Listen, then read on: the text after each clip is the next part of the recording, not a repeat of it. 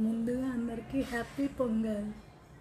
పొంగల్ అంటే మనం ఎంత ఏం చేసుకున్నా పుట్టింటి నుంచి వస్తుంది చూడండి, అది ఏదైనా స్పెషలే కదా. ఈరోజు కూడా మా ఇంట్లో నుంచి మా మరదలు పంపించింది ఇదంతా. ఇంక ఈ మగాళ్ళందరూ బిజీ ఉంటారు కదా, వాళ్ళకి ఇవన్నీ ఏమర్థం అవుతాయి. మనం కొనుక్కోవచ్చు, కానీ అక్కడి నుంచి వచ్చేది ఏదైనా చాలా హ్యాపీ కదా. ఒక్క నిమిషం. అరిసెలు, సున్నుండలు, గవ్వలు అండ్ జంతికలు. ఏ పండుగకి ఎక్స్పెక్ట్ చెయ్యం, కానీ సంక్రాంతికి వచ్చిందంటే మాత్రం ఇలాంటివి ఏమైనా కొంచెం ఎక్స్పెక్ట్ చేస్తాం కదా.